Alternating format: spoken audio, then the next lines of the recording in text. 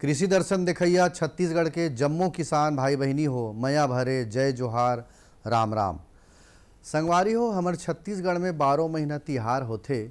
किसम किसम के तिहार हमन मनाथन और तिहार के समय हर घर में पकवान बनथे और पकवान में चाहे सुख हो चाहे दुख हो, संगवारी हो में बड़ा के महत्व रथे। और बड़ा यानी उड़ीद दाल के बड़ा है तो फिर तो का पूछना है। तो संगवारी हो, बड़ा के हम सुरता करत हन तो पकवान तीज तिहार में बनबेच करथे।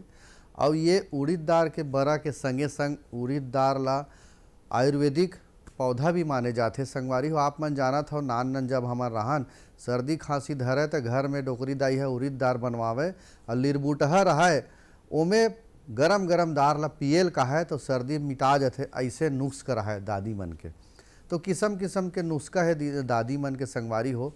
और कहीं न कहीं आज वो आयुर्वेदिक क्षेत्र में हमन बढ़त हन, चाहे कुछ भी समस्या आते तब।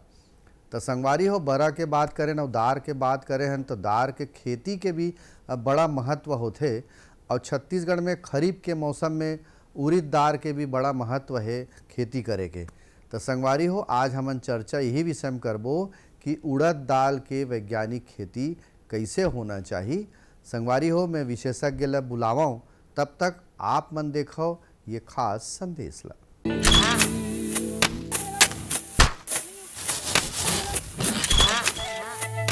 भारत एक कृषि प्रधान देश है।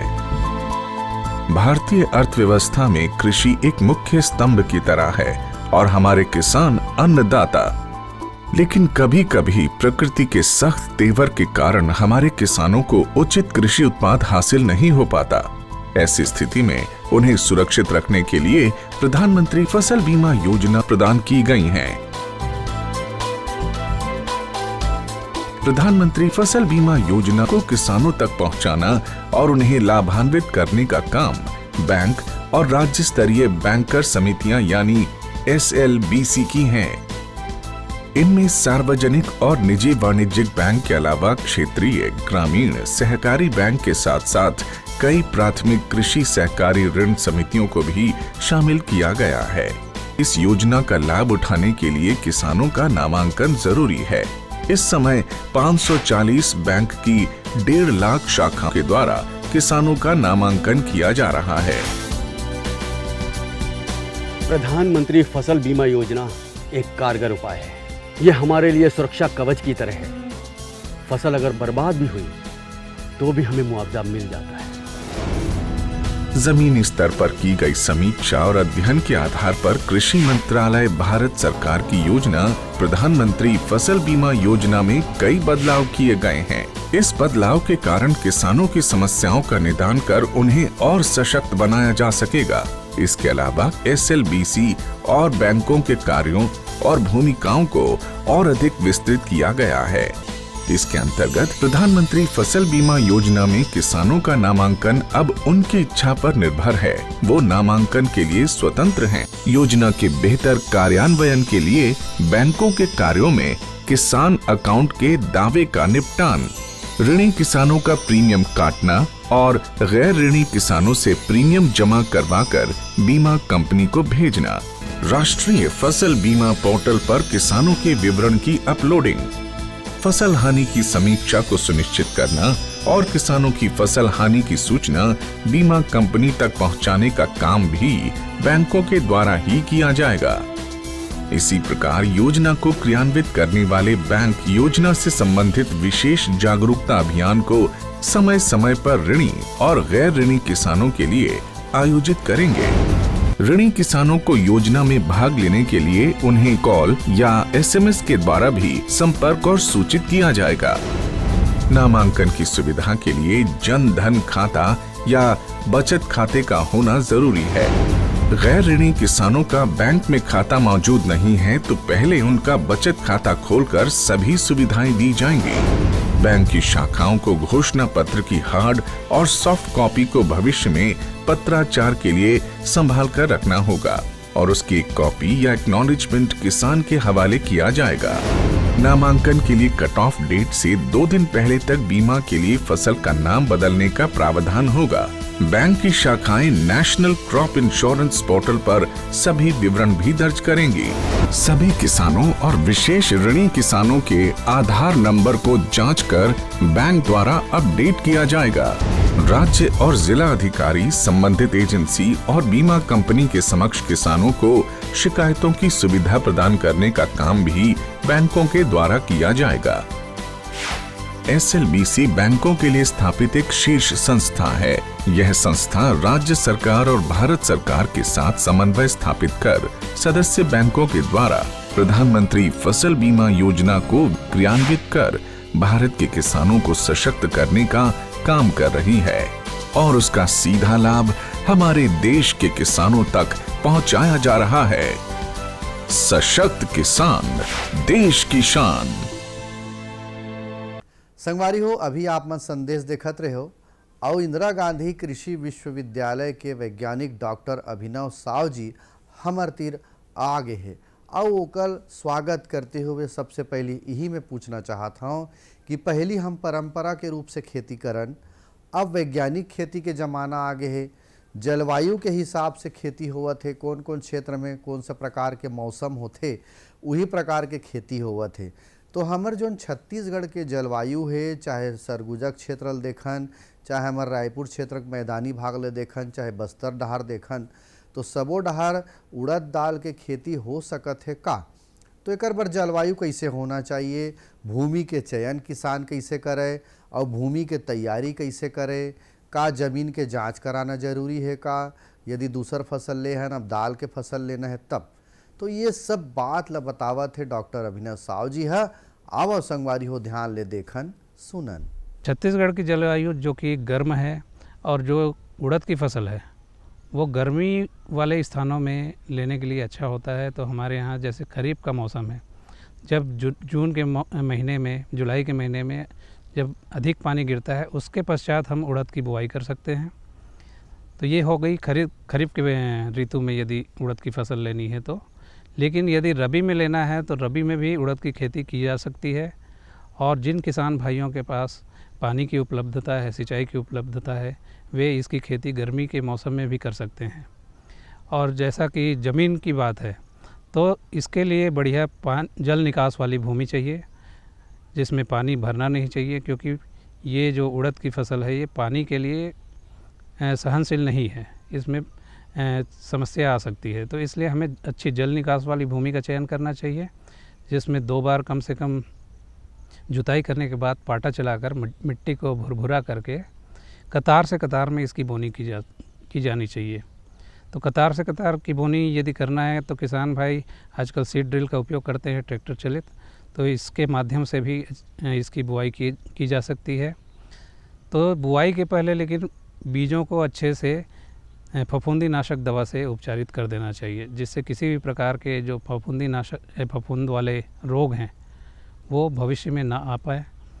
तो इस प्रकार से हमारे यहाँ की जो छत्तीसगढ़ की जलवायु है इसके लिए बहुत उपयुक्त है और अच्छी जल निकास वाली भूमि में उड़द की खेती आसानी से की जा सकती है। संगवारी हो, ये तो रही जलवायु के हिसाब से उड़द के खेती के संभावना ला बतावत रही से, कर महत्व बतावत रही से, जमीन के तैयारी की बात ला बताई से। अब बात आते संगवारी हो कि छत्तीसगढ़ में उड़द दाल के कौन कौन सा किस्म हावे, यानी प्रकार कतेक है, कोनो जल्दी पकने वाला होथे, कोनो देर से पकैया होथे, ऐसे किस्म होथे संगवारी हो। तो अलग अलग क्षेत्र में अलग अलग प्रकार के उड़द के खेती हम कर सकत हन। और ओला लगाए के विधि का है, वैज्ञानिक खेती की हम बात करन तो छिटका भी बो देवो तो परंपरा खेती हो गए संगवारी हो। लेकिन यदि वैज्ञानिक विधि से खेती करना है तो एला लगाए के विधि कैसे है, वैज्ञानिक मन का बताही, बोला आप मन देखो सुनो कि उड़द के खेती यदि आप मन करत हो तो लगाए के विधि कैसे होना चाहिए, उड़द के किस्म कौन कौन सा होते ओला जानो, देखो सुनो। अच्छा प्रश्न है कि उड़द की खेती के लिए प्रमुख आदान होता है जो है बीज। यदि हम गुणवत्ता युक्त बीज का उपयोग करें तो निश्चित रूप से हमारी फसल के उपज में वृद्धि होती है। तो इसलिए किसान भाई उच्च गुणवत्ता युक्त अच्छे उत्पादन देने वाली प्रजातियों का चयन करें। जैसे कि आपको विदित होगा कि इंदिरा गांधी कृषि विश्वविद्यालय द्वारा इंदिरा उड़द प्रथम नाम की एक प्रजाति विकसित की गई है जो खरीफ के मौसम में बुआई के लिए उपयुक्त है। उसी प्रकार बहुत सारी प्रजातियां जैसे बार्क है, भाभा एटॉमिक रिसर्च सेंटर, वहाँ से विकसित प्रजाति है TU94-2 के नाम से आती है प्रजाति, बरखा नाम की प्रजाति आती है। इस प्रकार से विभिन्न प्रकार की बहुत सारी प्रजातियां हैं जो छत्तीसगढ़ की जलवायु के लिए उपयुक्त हैं एवं अनुशंसित भी हैं। तो इस प्रकार के बीजों का चयन करें अपन। फिर उसके बाद बुआई का तरीका हमेशा कोशिश करनी चाहिए कि कतार से कतार में ही बोनी करनी चाहिए, जिससे कि बाद की जो अंतःकर्षण क्रियाएं हैं, जिसमें विशेषकर खरपतवार नियंत्रण होता है, बीमारी का नियंत्रण होता है, कीटों का नियंत्रण होता है, तो ये सारी क्रियाएं करने में आसानी रहती है। यदि हम किसी प्राइवेट कंपनी का बीज लेते हैं तो उसमें पहले से ही फफूंदीनाशक दवा डली हुई होती है, तो उसके लिए उपचार करने की आवश्यकता नहीं होती। लेकिन यदि हम सोसाइटी के माध्यम से या बीज निगम के माध्यम से विश्वविद्यालय के बीज खरीदते हैं तो उसमें एक पैकेट दिया रहता है साथ में जो फफूंदीनाशक दवा होती है, तो उससे जब बुआई के पहले उपचारित करना चाहिए जस्ट। तो इस प्रकार से यदि हम फफूंदीनाशक दवा से उपचारित करके बुआई करें तो बाद में जो बीमारियां आती हैं, कीटों की समस्या आती है, वो सारी नहीं आती। बीजोपचार एक प्रमुख कार्य है जो बुआई के पूर्व, तो उसमें हम जो फफूंदीनाशक दवा है जो 2.5 ग्राम प्रति किलोग्राम बीज के दर से लेते हैं। जैसे हमारे पास 1 किलोग्राम बीज है तो उसके लिए हम 2.5 ग्राम फफूंदीनाशक दवा, जिसे हम जीनेब है, मैंकोजेब है और भी कॉपर सल्फेट वाली फफूंदीनाशक दवाएं जो उपलब्ध हैं बाज़ार में, उनका उपयोग कर सकते हैं। तो इनको हम क्या करना चाहिए, छाया वाली जगह पे ले जाके थोड़ा सा पानी छिड़क के बीजों में, उसमें फिर फफूंदीनाशक दवा को छिड़क देना चाहिए और अच्छी तरीके से मिला देना चाहिए और थोड़ी देर उसको छाया में सूखने देना चाहिए। तो इस प्रकार से जो एक तरीके से बीज के ऊपर एक परत जम जाती है फफूंदीनाशक दवा की। तो इस प्रकार से ये जो शुरुआती दिनों में फसल को एक फफूंद से बचाने के लिए सहायक होती है। संगवारी हो, ये तो रही इस किस्म के बात और लगाए के विधि बताई से वैज्ञानिक विधि संगवारी हो, यही प्रकार से खेती आप मन करे करो जैसे हमार विशेषज्ञ मन बताते। संगवारी हो, अब बात आते कि जल प्रबंधन करना है यानी सिंचाई करना है, तो छत्तीसगढ़ में अलग अलग प्रकार के जो माटी है, अलग अलग प्रकार के जलवायु है, तो कोनो मेर पानी गिर जाते, कोनो मेर गिरबेच नहीं करे। तो ये सब ल देखते हुए पानी के व्यवस्था हम उड़द में कैसे करन, ये बात ल जानना जरूरी है। तो हमार विषय के विशेषज्ञ जो हावे अभिनव साव जी, वो बतावत है कि जल प्रबंधन उड़द के खेती में कैसे होना चाहिए। संगवारी हो, आओ जानकारी देवत तेल देखन सुनन। यदि हमें जल प्रबंधन यानी सिंचाई की सुविधा उपलब्ध है किसान भाई के पास, तो खरीफ के मौसम में जैसा कि आपको पता है कि छत्तीसगढ़ के मैदानी या दक्षिणी पठार या उत्तरी पहाड़ी क्षेत्रों में भी वर्षा पर्याप्त मात्रा में होती है। तो इसलिए हम बुआई का जो समय है जुलाई से अगस्त तक बुआई आसानी से कर सकते हैं। मतलब अगस्त के आखिरी सप्ताह तक भी यदि आप बुआई करते हैं तो उस समय जो वर्षा काल है थोड़ी कम हो जाती है वर्षा। तो क्योंकि ये जो फसल है उड़द की फसल, वो वर्षा ज़्यादा जल के लिए या अधिक पानी होने से सड़ने की संभावना रहती है। तो इसमें जो खरीफ की ऋतु में ज़्यादा हमको जल प्रबंधन की आवश्यकता नहीं पड़ती, बस इसमें विशेष रूप से ध्यान देना है कि जल का भराव ना हो। लेकिन जो रबी के मौसम में या गर्मी में हमें खेती करनी है उड़द की, तो उस समय अच्छी जो जल धारण क्षमता वाली मिट्टी का चयन करना चाहिए, जिसमें अधिक समय तक नमी संरक्षित रह सके। और उड़द का जो पकने की अवधि है वो बहुत कम होती है, मतलब 60 से 70 दिन 80 दिन में पूरी फसल पककर तैयार हो जाती है। तो इस हेतु हमें मुश्किल से 3 सिंचाई की आवश्यकता होती है। तो जब बुआई के समय हम तो सीधे पलवार मतलब सीधा पानी चला सकते हैं, लेकिन बाद के समय में हमें कोशिश करना चाहिए कि स्प्रिंकलर की सिंचाई की व्यवस्था करनी चाहिए, जिसमें ज़्यादा पानी ना हो, क्योंकि यदि आप सीधे पानी छोड़ देते हैं तो उसमें विशेष रूप से ज़्यादा पानी होने की संभावना रहती है और फसल पीला पड़ने लगता है। संगवारी हो, ये तो रही जल प्रबंधन के विषय में बतावत रही से बेरा हो गए। एक ठनो खास संदेश आप मन दिखाए के, तो आप मन देखाओ ये बात ला।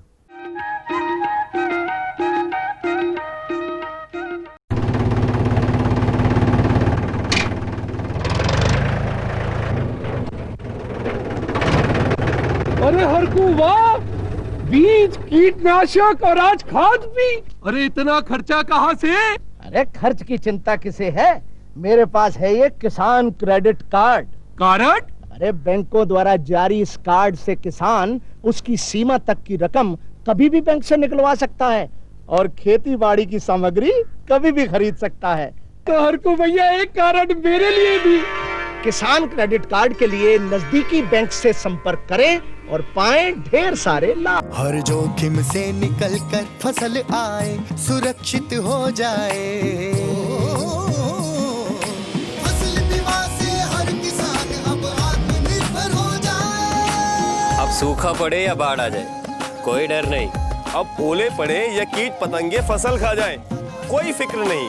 अब कैसी भी आपदा हमारी फसल पे आ जाए, क्षति होने पर हमारे दावों का उचित भुगतान मिलता है, क्योंकि हमने लिया है प्रधानमंत्री फसल बीमा। बुआई से फसल कटाई तक हर जोखिम का दावा, न्यूनतम प्रीमियम पर अधिकतम भुगतान का वादा। योजना से हर साल जुड़ रहे हैं 5 करोड़ से ज्यादा किसान। अब आपकी है बारी। नजदीकी कृषि कार्यालय, सहकारी समिति, बैंक शाखा, अधिकृत बीमा कंपनी या जन सेवा केंद्र में स्वेच्छा से करा सकते हैं पंजीकरण। फसल बीमा पोर्टल या फसल बीमा ऐप द्वारा भी किया जा सकता है पंजीकरण। प्रधानमंत्री फसल बीमा योजना, आपकी फसलों का संपूर्ण सुरक्षा कवच। कृषि एवं किसान कल्याण मंत्रालय, भारत सरकार। आप किसान भाइयों की खेती बाड़ी से जुड़ी हर समस्या का कृषि विशेषज्ञों द्वारा तुरंत समाधान। किसान कॉल सेंटर। आप भारत के किसी भी प्रदेश में रहते हो, कोई भी भाषा बोलते हो, आपकी समस्या चाहे फसल की बीमारी की हो, खाद की, पशुपालन की या कृषि से जुड़ी नई तकनीक की, अपनी समस्या का अपनी ही भाषा में समाधान पाने के लिए आप देश के किसी भी कोने से डायल करें 1551। विशेषज्ञ द्वारा आपको दी जाने वाली ये सलाह बिल्कुल निशुल्क है। ये सुविधा प्रातः 6 बजे से रात्रि 10 बजे तक निशुल्क उपलब्ध है। किसान कॉल सेंटर यानी 1551।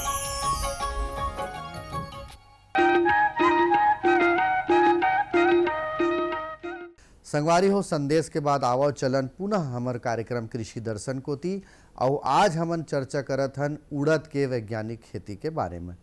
संगवारी हो, खान पान के भी बड़ा महत्व होते, वैसे वैज्ञानिक खेती करे जाते तो वैज्ञानिक खेती के तरीका भी बताते किसान मन ह। और किसान मन ला ये भी बताया जाते कि आधुनिक तरीका से खेती यदि करना है तो आहार के बड़ा महत्व है, यानी खान पान के। तो खाद के प्रबंधन हमन कैसे करन, और यदि खरपतवार आ गए संगवारी हो हमर खेत में तो ओकर नियंत्रण हम कैसे करन, ये दोनों बात के बड़ा महत्व है उड़द के खेती में। तो खाद, उर्वरक के प्रबंध और खरपतवार यानी नींदा के नियंत्रण हम कैसे करन, आओ ये दोनों बात के नियंत्रण के बारे में बतावत है अभिनव साव जी है। आप मन देखो सुनो। विशेषकर जैसा कि आपको पता है कि हम उड़द या दलहनी फसल का उपयोग इसलिए करते हैं कि नाइट्रोजन कम से कम मात्रा में आवश्यकता पड़े, क्योंकि जो दलहनी फसल हैं उनमें विशेष गुण होता है कि वे वातावरण में जो उपलब्ध नाइट्रोजन है उसको ज़मीन में स्थापित करते हैं। तो इसमें नाइट्रोजन बहुत कम मात्रा में देने की आवश्यकता है, जैसे कि 20 किलो प्रति हेक्टेयर की दर से हम नाइट्रोजन देते हैं। फिर जो स्फूर है उसे हम 50 किलो तक दे सकते हैं। और उसके बाद पोटास है, उसे भी हमें 20 किलो प्रति हेक्टेयर के दर से देना चाहिए। फिर इस जो दलहनी फसल है, उड़द है, मूंग है, इनमें विशेष एक तत्व की आवश्यकता होती है जिसे हम बोलते हैं सल्फ़र।